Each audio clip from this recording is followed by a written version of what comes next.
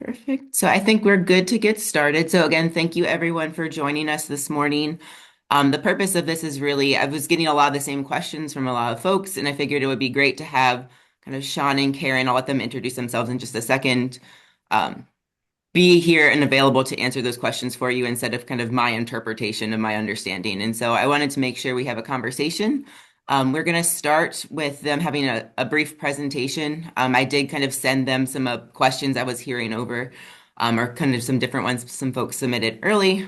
So we might have captured your question in that, but if not, I'll have people kind of use the hand raise feature or just in the chat type your questions out and we'll really kind of be conversational. So we'll start with a little bit of a presentation and then we'll kind of move into the more of a conversation style. So again, this is really just an information session. And so this is a great opportunity if you have questions about either the battery network or specifically the volunteer kind of building up this program this year. Hopefully, again, we'll kind of expand it next year. So with that, I saw both Sean and Karen are on here. I will let them go ahead and introduce themselves and take it away. And I will kind of be in the background here, muted and with my video off for now. Great. Sean, do you want to go first? I'm actually pulling up a presentation that I can share. Excellent. So my name is Sean Finney with the Battery Network. I'm in the service and solutions side, which is basically everything up to our program. And then when EPR kicks in, that's kind of when Karen's team comes in. I'm primarily on the West Coast, and my job is to help folks set up battery management to collect and recycle batteries in the US. Great, thanks. So I am Karen Stewart. Let me get back to where I am. I'm the Senior Director of Steward Services here. So I really kind of more work on the compliance aspect of operations. So I get involved early when a state is interested in passing battery EPR legislation. We work from a best practices point of view. We are a nonprofit, so we do not lobby. We don't get involved in that piece of it. But once a state goes into their laws passed, then my team starts working on implementation. So from plan development to approval to expansion of the network, that's kind of essentially what I oversee. And I have pulled up a presentation that I will share. And this is going to just give you a little bit, sorry, I'm trying to talk and drive at the same time. A little bit more background about kind of who we are, what we do, and then a little bit more about our collections. And since Sean is more of the experts on the collection side, please jump in, Sean, and add any additional information. Of course. So just again, from a very high level, if you don't know who we are, we're the Battery Network, formerly called Recycle. We've been around for over 30 years. We are, again, a nonprofit. We were founded in 94 and started collections in 96. So we're 30 years in collections. The really kind of our why we were formed is if you go back to that time frame, if you had a rechargeable chemistry in your hand as a consumer, you either had a nickel cadmium or, for our concerns, a small seal lead acid. We don't get into larger batteries when it comes to car batteries. Lead and cadmium inherently have heavy metals, and the EPA universal waste regs that came out about this time basically said no more landfilling of heavy metals. So the industry founded us at a national footprint for rechargeable batteries. And we maintain that national footprint to this day, essentially to continue to take those batteries back. Obviously, when we all talk about rechargeable batteries now, most of us are thinking lithium ion. So obviously we collect lithium ion, and that is the lion's share of what we get from a rechargeable standpoint. But I always like to share kind of that background. We have collected more than 175 million pounds of batteries since we began.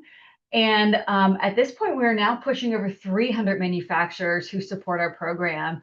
With a lot of states launching their laws, there has been a lot of enforcement. And so those that maybe weren't even aware that they had an obligation are now fully aware, and they are joining us rather rapidly.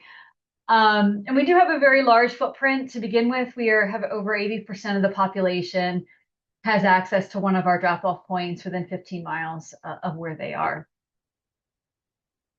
At a high level, essentially, we are a reverse logistics company, right? That's really what we're doing. We are trying to educate consumers and residents of various states what to do with their batteries when they get to end of life, and then push them, educate them on doing the right thing and taking them back to a drop-off site. So this wheel really operates at a national setting, and then this obviously is what's going to be going on in Nebraska and an even more focused effort in the coming years. So especially as the Nebraska law becomes effective, we will do a lot of education outreach to consumers to once again do that education. Batteries end of life, this is what you do. We will be increasing the amount of collection sites, the accessibility metric in Nebraska as well. Right now, we partner, our biggest partners are Lowe's and Home Depot, but we continue to expand that network, especially as the state passes a battery EPR law. The materials, which we'll go into in a minute, essentially can take all battery chemistries. So once those materials are filled, they're automatically routed to the closest battery sorter that then is sorting out by chemistry. Once those chemistries are sorted, we have full truckloads. They are shipped to our battery processors. They're processed, put back into the market. So everything is done here in the United States. We maintain an oversight of the program in terms of audits for safety and environmental, but it all does stay here in the United States. Just a brief update. Operational programs. So those in blue, those states are up and running at this point. The ones in green, where they're in development. And actually, I could update this slide right now. Oregon, Wisconsin, and Maine. Maine kind of redid their law. Those three states will need to turn green because they all just passed laws in the last 3 weeks, essentially. Just as a highlight, just so you're aware of it, we also do operate 2 additional voluntary industry programs. So we have our e-bike program, where that is primarily only collected at e-bike stores. So we do have that up and running in Nebraska. That won't change. That will remain as is. Often consumers, if they bought their e-bike from a store, they're going to take it back there. So that will remain in place. And then we also have our high energy group, which that's really your outdoor power equipment. If you see these brands, you can kind of get a feel for what they do. That's your lawn mowers, your snow blowers. And that has been up and running for the last couple of years, where we're collecting in Lowe's, Home Depot, and a few other dealers. And again, that's already somewhat active in Nebraska. That will remain active. There's no change just because the law is becoming effective. Here's what I wanted to spend a little bit more time on. So in terms of, I'm going to assume that I shouldn't assume that everybody understands the difference between a portable and medium. So just at a high level, the Nebraska law does collect both portable and medium-sized batteries. So portable is pretty much all your primary batteries, your AA's, AAA's, 9 volts, etc.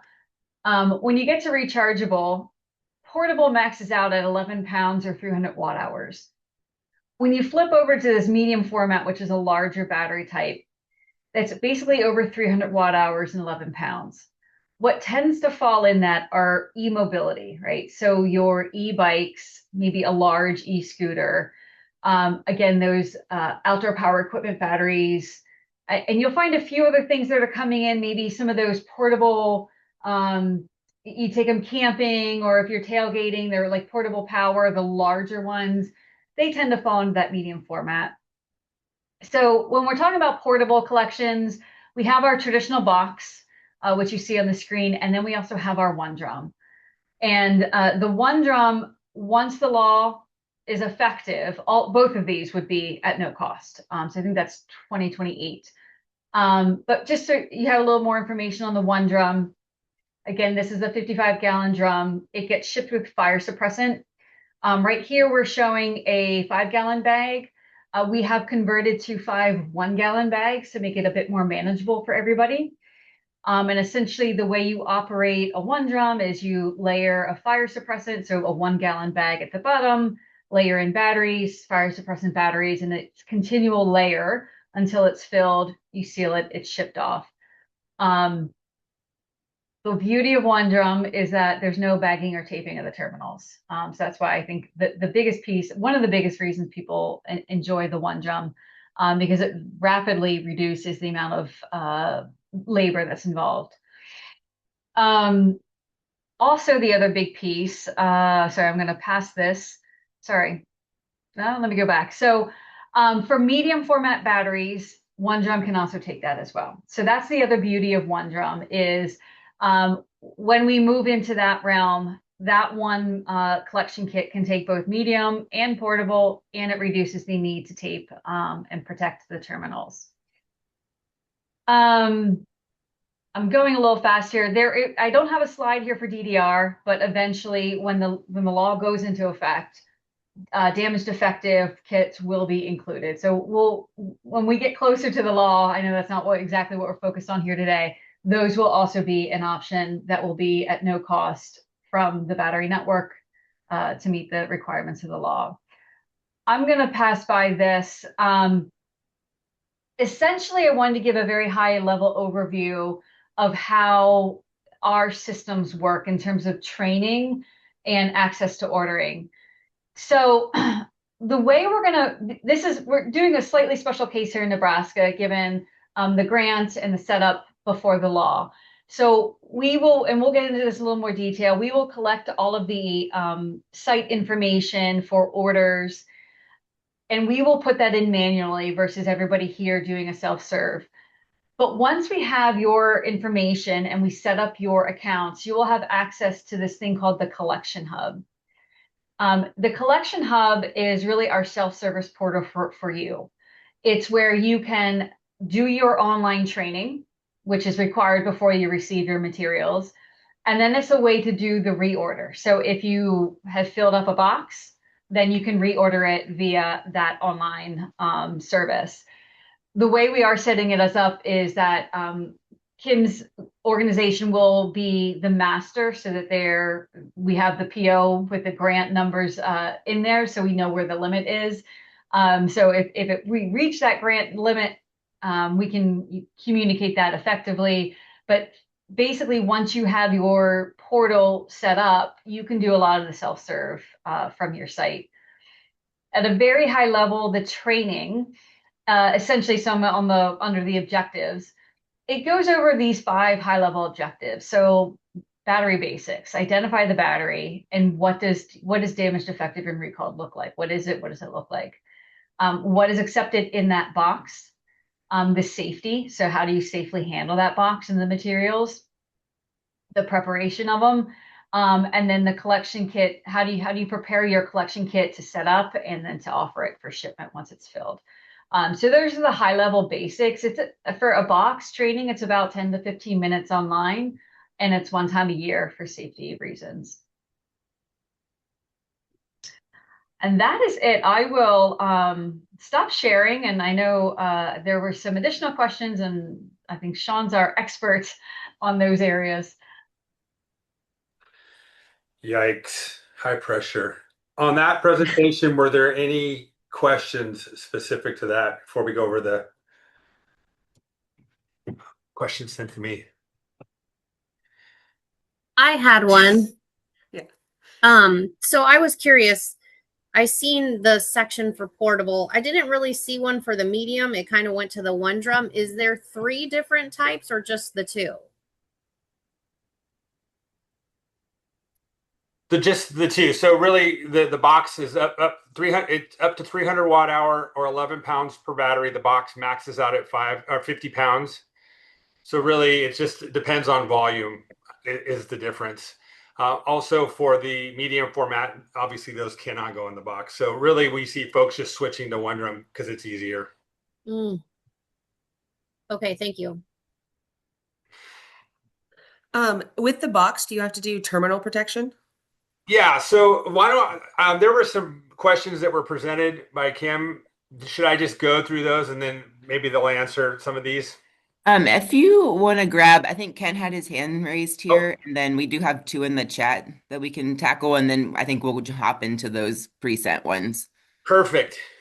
Go ahead, Ken. And one of the Okay. chat ones has to do with the terminals as well. So Rachel will get to that one too. Okay. Thanks, Kim. Yes, Sean, or Karen, the elephant in the room question. Recalled batteries are specifically excluded in the Nebraska law. And I guess I just like an update. I know this is not an issue unique to Nebraska, but what is your position now on recalled batteries and how we ought to handle that? I think that'd be helpful since you mentioned the DDR kits. Yeah, so I can take that one. So recall batteries are out of the scope of Nebraska and essentially almost every other state law. Um, just for more information, so a recalled battery is obviously if a manufacturer deems that the group of batteries, whether it's what's been coming off the line for a period of time or even longer, they deem for some reason that they should not be used by the public, they're unsafe for some reason, they need to recall them. So it really is supposed to be up to the manufacturer who has the recall to properly manage, educate, and take back those recalled batteries. Now, unfortunately, the Consumer Product Safety Commission in the last couple of years has not held manufacturers accountable. So you may have seen that the notice that comes out of the CPSC essentially pushes it down to HHWs to handle. It's an unfortunate thing. I know many people have been trying to reach out to the CPSC to change that, but that remains the case. A recalled battery, if it shows up at an HHW site in Nebraska or anywhere, really it's up to that HHW if they are going to take it. And if they do, then you would need to buy the packaging that can handle a recalled battery for proper processing.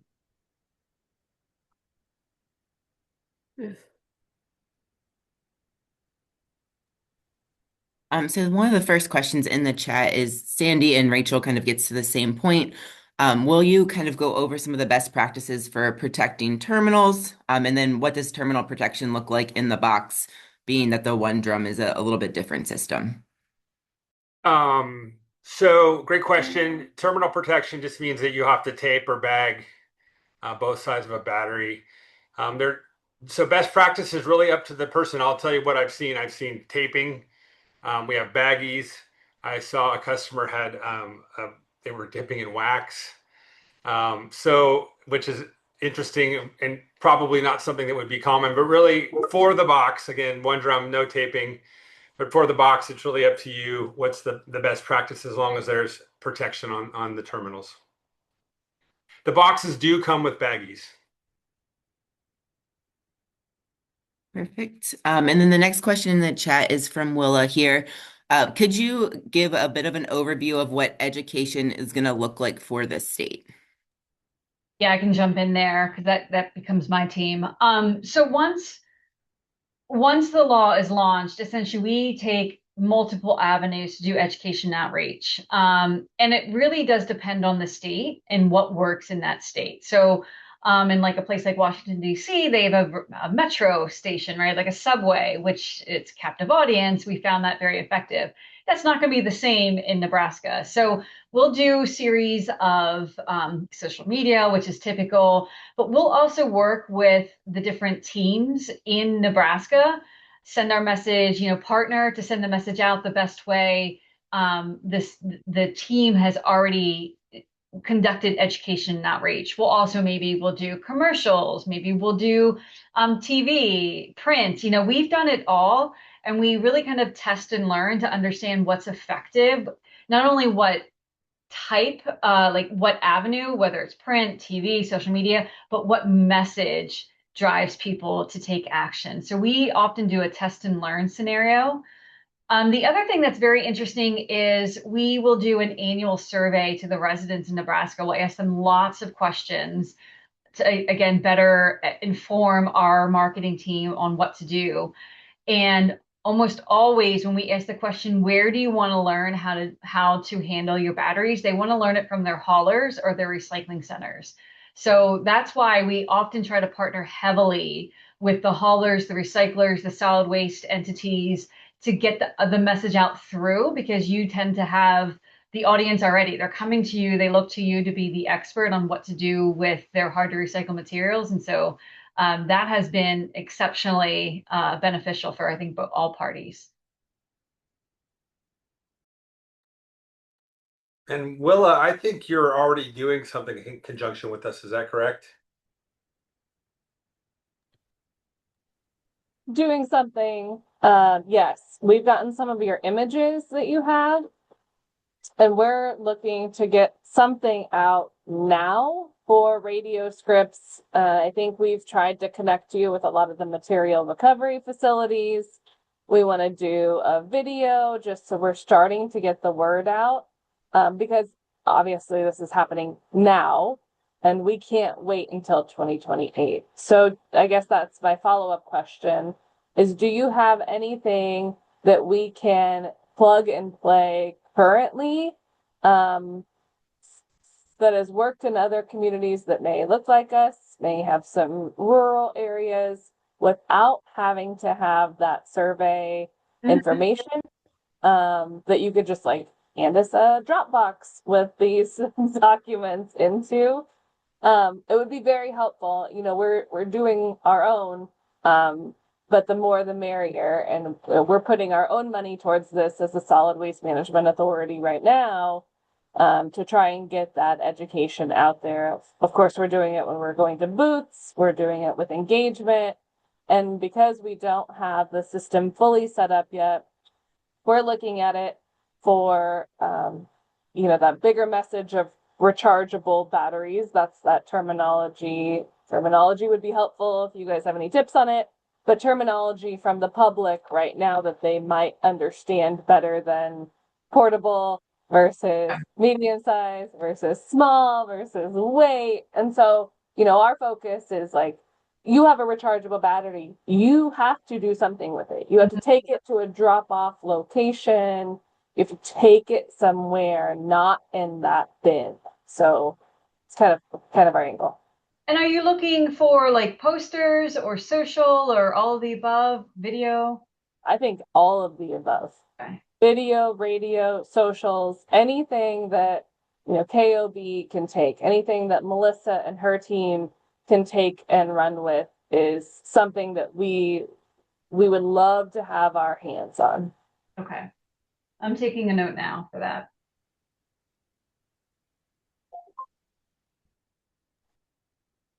Just can't wait until 2028. Yeah, no, I get it. Slogan right now. Can't wait till 2028. Recycle your batteries now. Eight. I think that is what we had in the chat. So Sean, if you want to start going through some of those questions that we kind of pre-sent, that don't kind of touch on some of these other points. And then if anyone has jogged something in your thing, please just plop it in the chat and I'll kind of hop in and we'll get it answered. Great. So there's 7 questions. Some of them have been answered. I'll go over them and we'll just make sure everybody's comfortable. Number 1 is, can you explain how the boxes work? Are they safe? The boxes come pre-labeled for shipping back. They come with everything you need. They ship under our special permit. They're fully labeled. You just put it together. There's the training as well. You put it together. Comes with the baggies, or you can use tape. There's a little opening in the front, and then you pop your batteries in there. When it's done, you just tape down the lid, and it goes out through UPS. So that's how they work. Big picture, are they safe? I mean, yes, they're DOT compliant. Do we have thermal events? Yes, we do. We've had thermal events. We haven't had anything burned down. We feel they are safe. I would argue that we work off not only what's compliant, but what is the most safest, most compliant. And then the step up from that, in my opinion, would be One Drum. We have not had a thermal event in One Drum in 4 years. I hope I didn't just jinx it. I'll Any also questions? add, Sean, that there's a thermal liner in there. So I think a lot of people don't realize that there's a thermal liner in the corrugated box, and it's essentially, think of like a glass fiber. So if there is a thermal event, it actually it melts and smothers it. Perfect. That's important. Sorry, I missed that. Are additional supplies needed, tapes or bags? No, it comes with baggies and everything you would need to for the full process. You can use your own tape or wax or whatever you want to use. Can these boxes be used at one-day collection events? Do they need a physical location? They can be used either box or one drum. For us, the differentiation is pounds, right? 50 pounds per box is just more work, or if there are more batteries. You can also use one drum for collection events. The NWRA is driving around doing that as well. Do they need a physical location? I don't think I understand that question. What does that mean, Kim? I believe it came in. I'm not sure if the individual's on the call or not. I believe it came from a one of our groups that kind of moves things around. And so I think they were asking, does it have to have like almost like a mapped location, or are they free to say, I'm officing at the library, this library in my community this day. Next week it'll be at this other library. Kind of like that. And then kind of going back to the like a 1 day event. So they might have it at a booth. And so it's not really a site necessarily. It would be more of it comes with me at this booth when it's full, ideally at that same day booth. We would tape it up and go. So that's, I think, the clarification there. Yeah, so the answer is yes. I will say that once you have batteries collected and you move it, it enters into Commerce and it's a DOT issue. So, folks who use one drum at an event, they have to have a placard truck to move it. But if you order a box and you fill it at the library, you can tape it and ship it from UPS there. Can I ask how heavy the one drums get? Like, how do you move that? Because they're obviously bigger than a box. Yeah, no, that's a great question. So they come empty. The kit, well, the kit typically comes with 4 55-gallon drums per kit, with everything you need, the pour over, the labeling, everything. So some folks will lift gate it into a truck for 1 day events, but you can get up to, the drum is rated for 660 pounds total. The most I've seen as far as pounds batteries is 500. Volumetrically, you can't get more than that because of the pour over, but anywhere from 350 to 450. So a dolly, lift gate, forklift. We just did an event in Arizona where they had a dolly and a lift gate under the truck. Okay. Good question. We work with Cerba Solutions. How is that different? It's really not, in that they are a valued processing partner of ours. How we have partners throughout the U.S. that are fully vetted, and it's transparent on our website as well. It just depends where we are geographically and what chemistries, that determines what processor we use. So if you were to say we want this to go to Cerba, that's something we can discuss. Recalled batteries, I feel we're good there, right? Sean, Yeah. real quick. Sorry, this is Sandy. You just mentioned Cerba. So that's in Wayne. We've been using Cerba Solutions for years now. And I'm assuming, are you the ones who make their boxes? Because they looked a little similar, but different color and brand. Is it the same Yes. setup then? Yeah, we're doing their packaging for them. They're primarily, so they bought out Battery Solutions, which was kind of that box solution program. They're in effect a processor. They want the raw pounds, and we white labeled the boxes for them. We do that currently. Okay. Yes. I just thought that's helpful. So then when we're messaging to our community on how to recycle, it's the same system, taping the terminals or putting them in a baggie. So we don't have two separate guidelines. So that's great. Yeah, they're a partner. Recall batteries we talked about. How much staff time is needed to manage batteries? I mean, that's dependent on the location and volume, right? I will say, so the box you have to tape, and that takes, I don't know. I can't answer that. An hour, Carrie, do you have any input on that? Now, I don't have any input on exactly how long it takes for boxes. So boxes, give or take, I can tell you with one drum, it takes about 20 to 30 hours to sort and tape a barrel of batteries. And with one drum, it's about 20 to 30 minutes. So the labor and time savings with one drum is immense.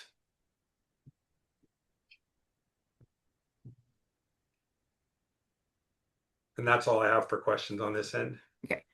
We did have one more in the chat. So what are retail stores that take battery cores and new batteries? Are they eligible for this program? I'm assuming you're meaning the Voluntary Battery Network program, or do they do their own thing? So I can answer for this program. I would say a retail store. We could work with them depending. Our program is really geared towards kind of community partners and less of the retail space. But depending on funding, that's kind of how we've been doing it, is we're going to get funding for the kind of entities that we ideally want to kind of get these into. We have a second tier that, depending on what this first order looks like, we might bring in some other folks, which would be more of our haulers, processors, some of the recycling sites where they won't be as publicly facing, but they're finding batteries in their stuff, and so we'll help get them an outlet. But I think a lot of the retail, and I'll let you hop in here too. A lot of the retail, larger retail at least, is kind of working directly already, correct?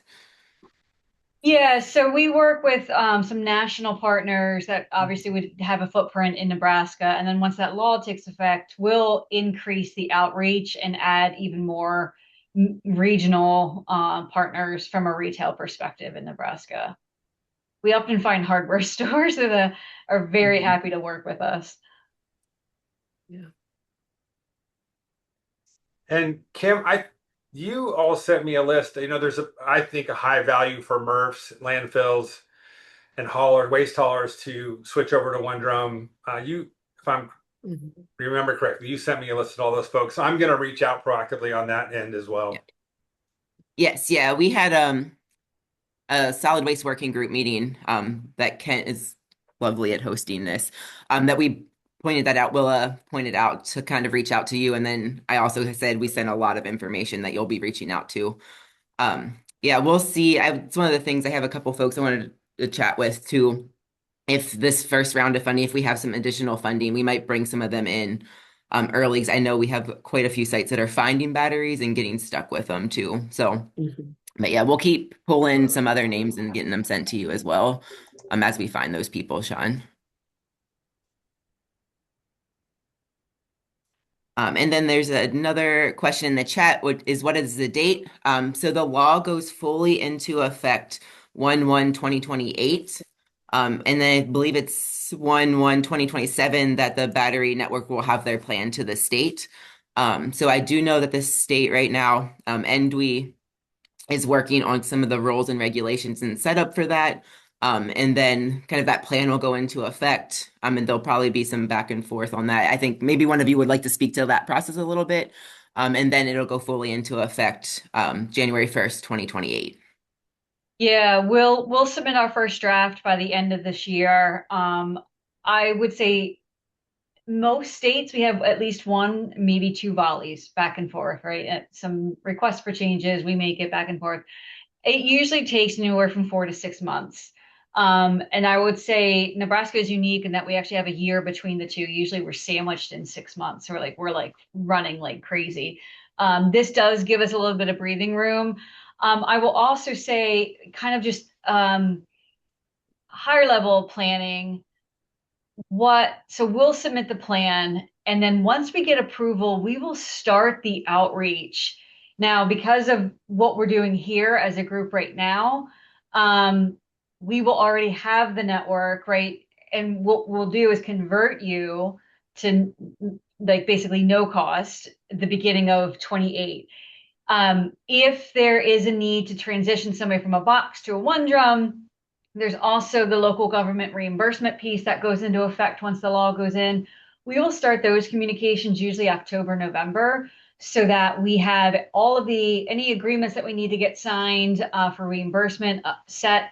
And then if we're going to start transitioning anyway to one drum from a box program, just maybe due to cost or volumes, we'll try to get those one drums in November, December as well, so that we're preset for the start in January. Perfect. And we did have another question. It was actually perfectly timed accidentally, because I was actually just about to pull it up and send it in the chat. Could you speak a bit to kind of big part of education is making it about easy to find? When do the boxes or one drum sites start to show up on your mapping that you have? And I guess maybe speak to the map. Not everyone might not be familiar that the battery network does have a map. Yeah, so what we'll do is, again, as we get closer, we will actually create a state page just for Nebraska, and we will have a locator just for Nebraska. So if there's anybody on the periphery, on the edge of your state that might want to pop over to another state, we try to box that in. Um, Literally, for this purpose, everybody here is working ahead of it. When you do have your training and your boxes, we will push you to the locator if that's what, I think most people here want to be public. So that will go into effect now ahead of the law. We just won't have a state page up and running. And then what will happen is as we start getting closer to the law date and we start opening up more sites, they will be populated on our public locator and people can pop in. And I can actually, let me pull it up. I'll show you what to expect. Because you can toggle between, if you have certain types of batteries, you can actually toggle between those two. So I'm actually going to just pull up Vermont. They've been up and running for a while and just show everybody what the Vermont page looks like. This will be obviously tailored to Nebraska. So there is a site here. If this helps to recruit new sites, so if there's anybody that wants to come on afterwards, they can click this link, fill out a form. But here's what I really wanted to show you is Can we you, have a sorry, Karen, I site. don't mean to interrupt you. I am not seeing Oh, your screen. because I forgot to click the word There you share. go. That would help, Perfect. Thank huh? you. So let me scroll this up. Sorry about that. So this is the Vermont page. If they want to become if anybody wants to become a collection site at any time, they can fill out a form. But the big piece here is the map. So essentially, obviously, you can see this is Vermont, and you can toggle between, hey, I have primary batteries. I want to find that, or I have what we call a medium format battery. And it'll tell you where the closest one is. You can also type in, I don't know, I'm going to type in Burlington. I don't know their zip codes. Um, but this will kind of pull it in even closer, right? So now if I'm in Burlington, I'm over on the edge, I can find this place here. And then I can find out, oh, okay, I can call them. This is what they take. So this is what we'll create for specific for Vermont. I'm sorry, specific for Nebraska.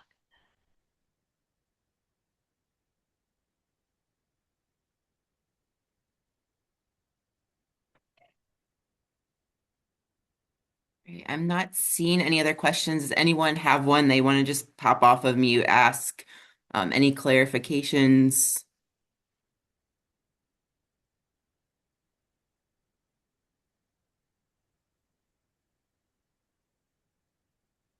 Perfect.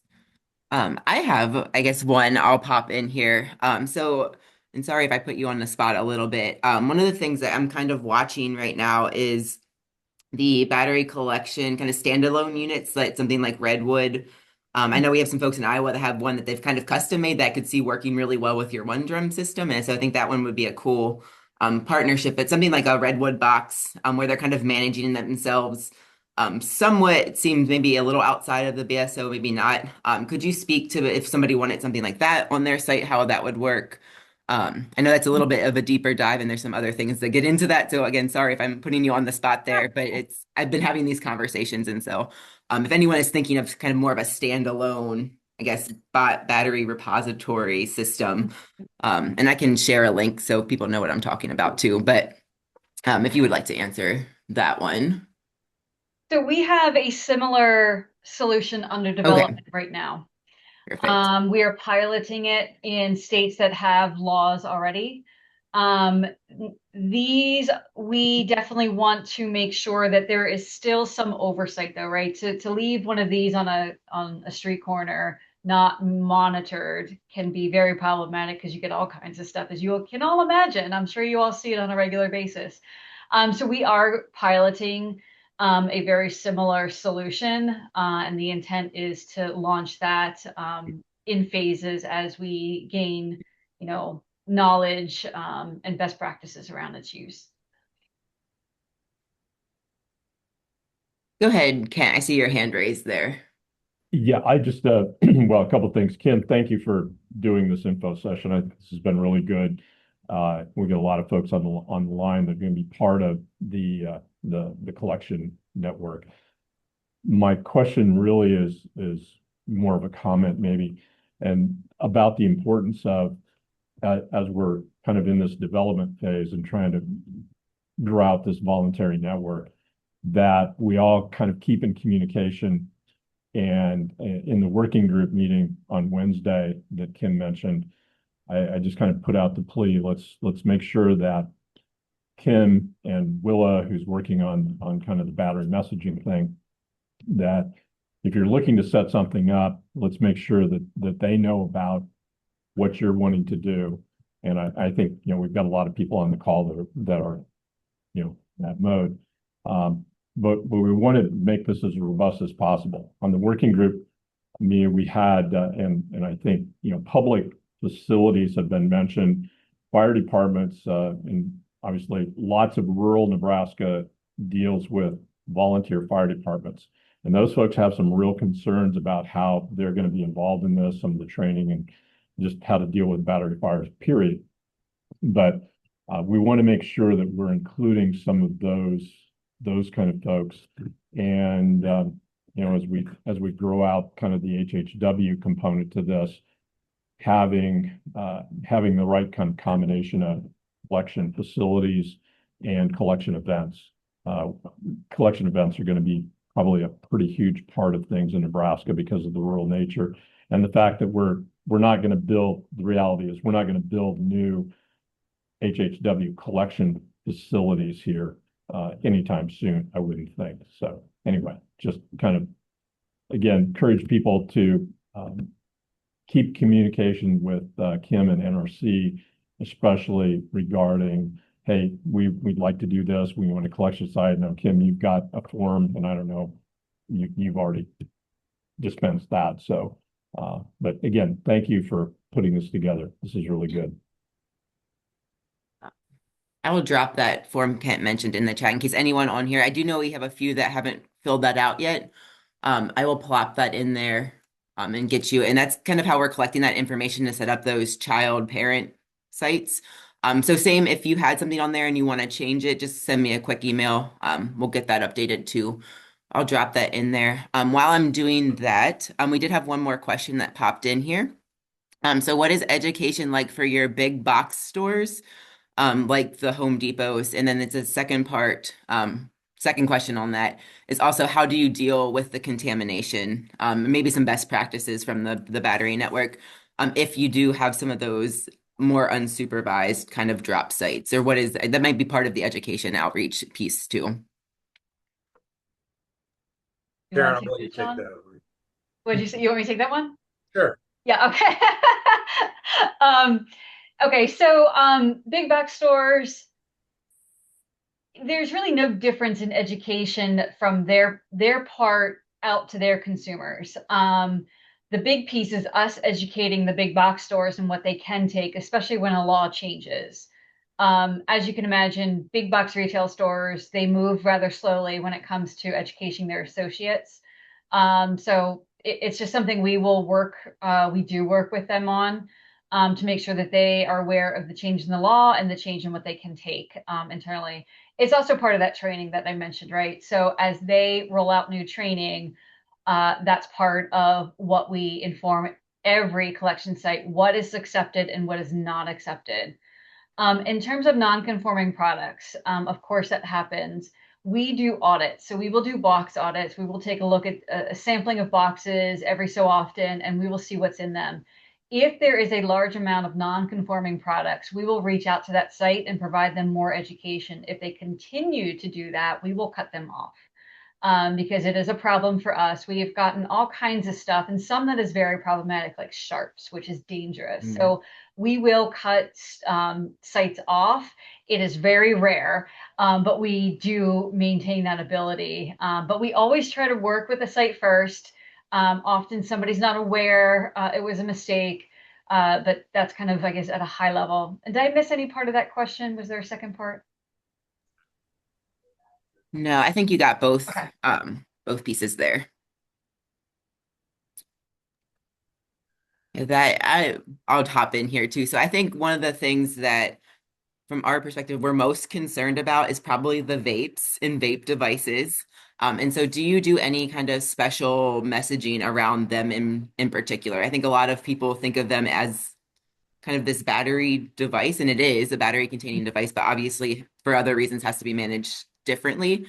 So do you have any specific kind of best practices around? I think that's the one that we see could be the problem, and we don't want any of our sites kind of coming up getting stuck with a bunch of vapes that they're finding or people are trying to hand into them. So Yeah, and so vapes is a subset of battery embedded devices, right? So we do messaging about none of those are accepted, right? Now vapes, if they're found, are even more problematic because of the secondary hazard.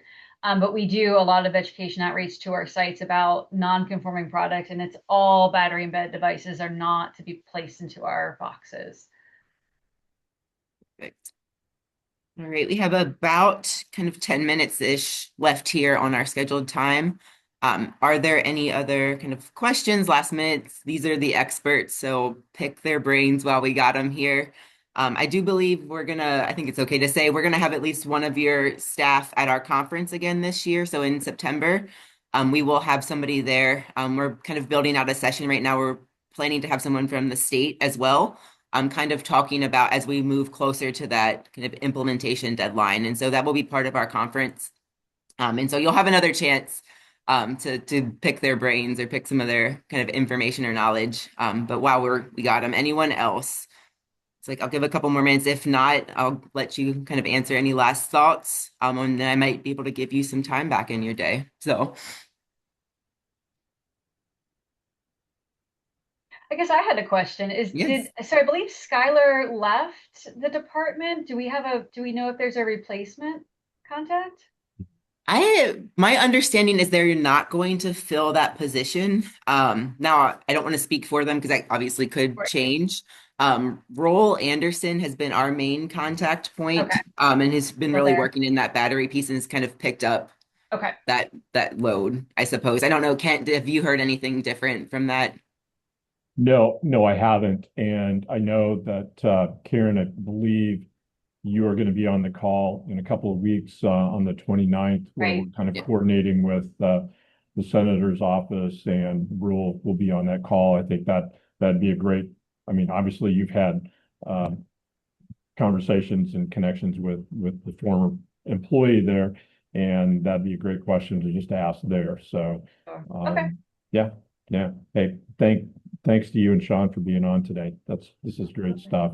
I would just got personal curiosity. I'm always looking at all of these other states and looking for things that, oh, that didn't go too well there. And so let's not make that mistake here.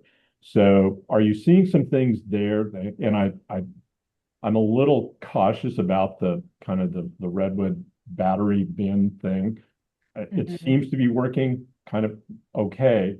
I just how that gets structured into the whole law, and is it an exception to the BSO or not? And that's I'm just concerned about how that's being implemented in California, and if we need to be aware of how that's going to potentially be tried to implement here. Yeah, so the only state that we have officially launched is Illinois, right? We kind of relaunched Vermont, for lack of a better term. Um, we have not seen a push into Illinois from Redwood. I'm not, anybody's guess is, why. Um, I don't know how or if they'll push into other states. Our next launches are Washington State and Connecticut. So we'll see how that goes. And if there is competition, unfortunately, Washington's state agency has said that they cannot stop that the law does not stop that. So then that informs us as to what we will do in terms of performance goals. We will likely lower them since there's no control over competition or really kind of safety oversight, which is a concern for all of us. But it is what it is. So we're monitoring it too. So far, we haven't had any Right. issues or seen it, but we also haven't launched in California either. That they're still in rulemaking.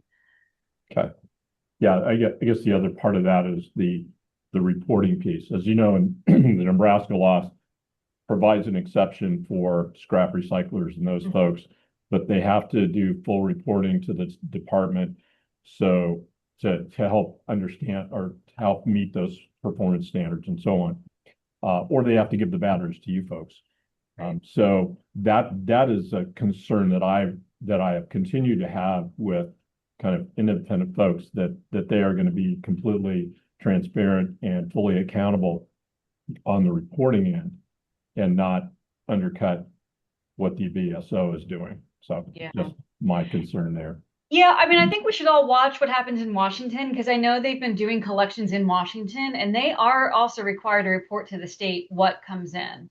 And the state has confirmed that they have reported to them data. So I think that'll be our first test case.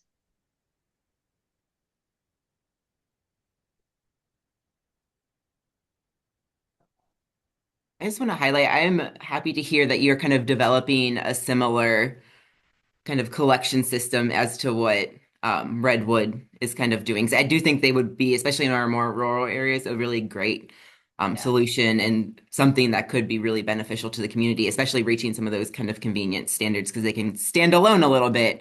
I will say the concern, just so I guess everyone on the call kind of knows why that concern is there, at least from the folks I've talked to in California, is that they do not operate as a nonprofit.